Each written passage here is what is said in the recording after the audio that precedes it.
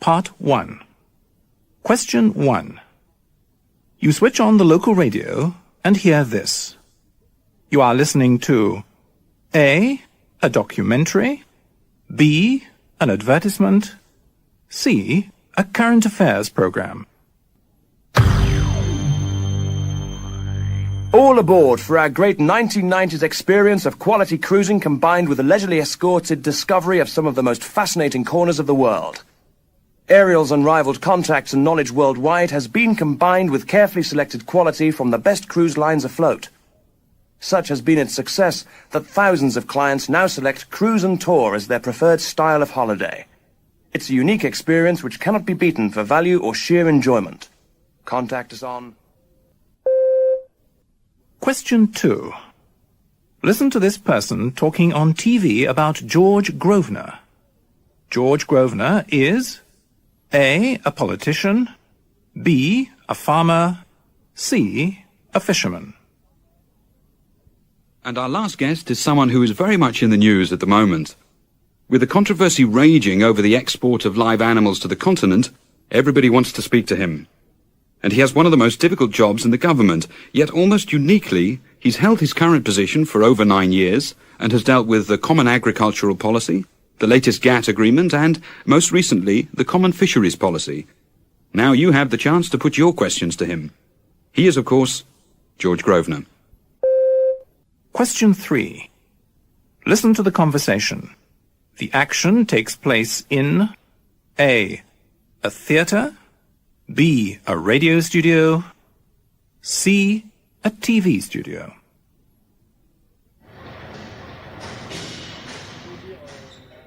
Right. Places, everybody. Can we have the lights up, please? Dominique, what do you look like? I'm sorry, I haven't had the chance to go to makeup. Well, see to it straight after this run-through. Jeff! I need a spot on the centre here for a close-up. Okay, I'll see to it. Do the cameras know this, or will we get shadows? Yes, they know. Now, places, everyone. Cameras. And action. Question 4.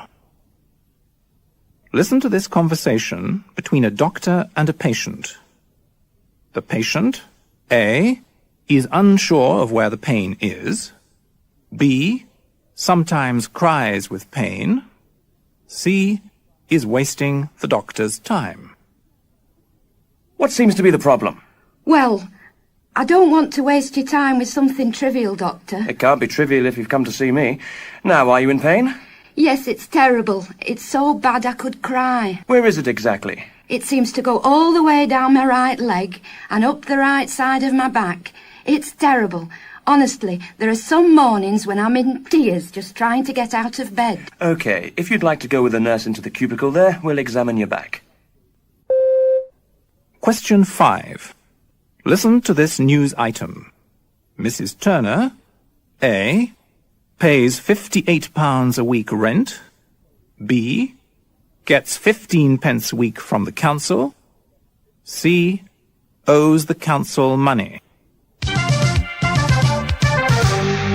A pensioner has been given 625 years to pay off her rent arrears. Senior Circuit Judge Sampson Westmoreland said that grandmother of 3, Ellen Turner, of Lapworth in Warwickshire, could repay the £3,264 she owes Solihull Borough Council at 15 pence per week. It's a decision which has been criticised by local councillors. However, Mrs. Turner was forthright in her own defence. I got sick and tired of paying rent year after year when other people get their rents paid for them because they're getting benefits. So I put my foot down. They get more money than me, and my pension is only £58 a week. Question 6. Listen to this conversation. Peter is A, a head teacher, B, a student, C, a teacher.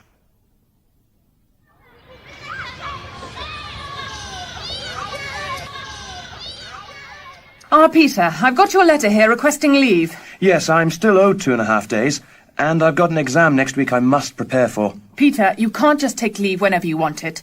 You know we're very busy next week, and we'll need you to teach. But I'm owed 2.5 days, and I really need to take them. In the first place, my records show you are not owed any holiday. In the second place, you can't just take time off when it suits you. We'll have to arrange a time with all the other teachers who will cover your lessons while you're away. Question 7. Listen to this news item. The theatre is A. Putting on an additional performance. B. Cancelling all matinees. C. Part of the TV show Lumberjack.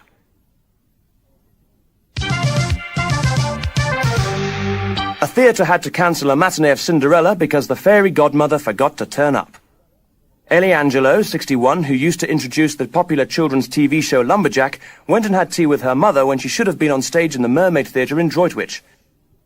A full house of 400, including 240 children on school trips, went home disappointed. Marketing manager John Carlyle said that Ellie Angelo got her days mixed up and that she is devastated. The theatre plans to put on an extra matinee for all the children. Question 8. You hear this person talking on the telephone. She is talking to A. a friend, B. an architect, C. a builder.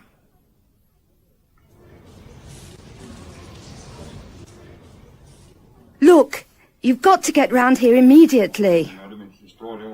I know it's Friday afternoon, and I know it's time for you to leave. The point is that your men have left a hole in the middle of the floor and your bulldozer's blocking the drive. All the power is still off, and you promised the work would be finished today.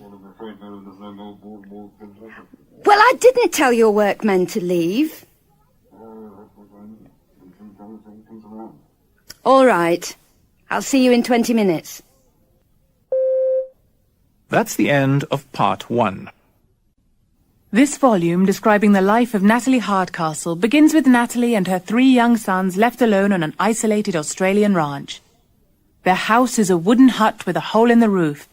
There is no running water or electricity, and there are no neighbours for 100 miles in any direction.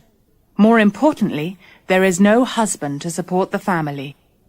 This is the nadir of Natalie's fortunes, and the real story of the biography, indeed its whole interest, lies in how she and her sons come to terms with the disasters which life and her husband deal out to them. At intervals throughout the book, we are told how she came to be found in this position. We learn of her childhood and youth in 1950 Sydney, about her dreams of Olympic fame, and about the riding accident which crushed her ankle, and, with it, all her hopes of sporting achievement. We learn, too, of her meeting with Tony Hardcastle, a wealthy businessman and racing driver with the looks of an Adonis. He sweeps her off her feet and into marriage. Only then do we learn, as she learns, of the flaws in his character, of the constant womanizing, and of the risky business ventures he favors, which lead to financial disaster and cause her to be stranded, penniless, in the Australian outback. Ordinary mortals might have given up at this stage, but not Natalie Hardcastle. Of course, there are moments when she feels like giving up, or when she lies awake at night worried about how she is going to pay the bills. But she is a fighter who refuses to give in to misfortune. Enough drama for one life, you might think, but fate and Tony Hardcastle have not finished with her yet. Financial disaster has not dimmed her husband's taste for either women or for losing money. His sudden, but one suspects richly deserved, death in a barroom fight uncovers further mountainous debts, and relatives keen to take every penny from his estate, even if it leaves his family starving. Hard work is supplemented with good luck, as a surprise win on the horses gives her time to keep the creditors at bay until she can afford to pay them off. It's a remarkable story, and one that made me look at my own duller but far safer husband in an altogether more positive light. That's the end of part 2. Speaker 1.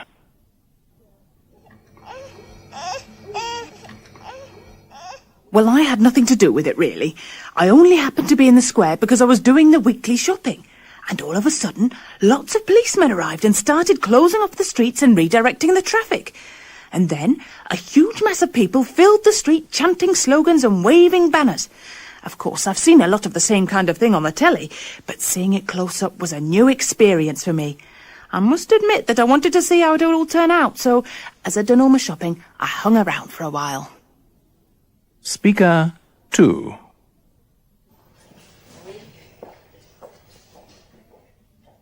I'm pretty new on the job, and I was expecting some action.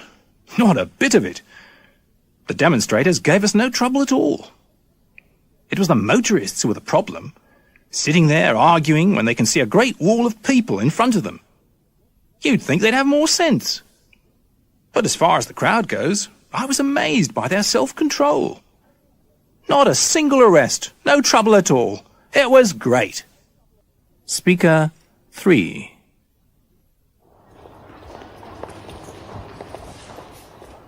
Just my luck. And I was running late as well. I've only just moved to London, so it's not surprising I don't know my way around yet. But would the policeman help out? Not a bit of it. I mean, it's bad enough to have all your plans changed, but when someone who doesn't have much else to do won't take the time to show you the right way, you've every right to get annoyed. It's not surprising people complain about paying taxes when public servants do anything but give service. Speaker 4. On the whole, I think it went very well. Everything came off just as I'd expected.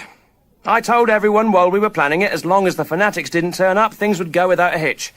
No arrests, no reported injuries, just a nice day out for all concerned, really. Whether or not anybody listens to us and does anything about the situation remains to be seen. Speaker 5.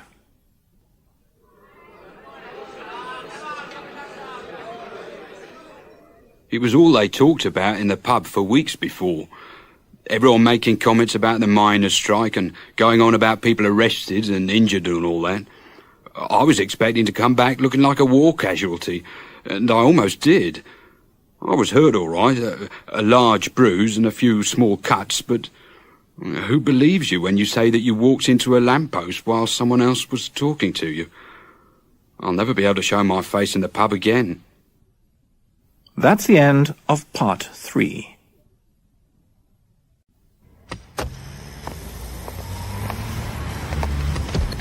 Welcome back, sir. Madam, how did you find the drive? It's a bit different from your own car, isn't it? Well, I certainly like the radio control on the steering column. Yes, because I always think we are going to have an accident every time you change stations. The designers have taken a lot of trouble over the dashboard layout. We think it's very good. I'm not so sure about that. It's probably okay for you, but you're much shorter than me, and frankly, I find the steering wheel blocks my view of some of the dashboard. I can't see the light or full beam indicator. In fact, I found the seat position awkward all round. Whichever way I positioned it, my head touched the roof. Yes, that might be a problem. It's a bit cramped. Well, it's not a deluxe executive car, but it is very good value. I actually found the seat a bit narrow for comfort. You are very solidly built. Well, it's kind of you to put it that way. I could do with losing a pound or two, but as you say, it is an economical family car. Very much so. You should get an average of at least 36 miles per gallon, and it's only £8,000 on the road. That's much cheaper and more economical than my car. And there is more room than you think, in fact. Look at the luggage space in the boot. It's excellent. Well, what do you think, Margaret? There's no need to decide now. It was only a test drive, wasn't it? We can go away and think about it. That's the end of part 4. That's the end of the test.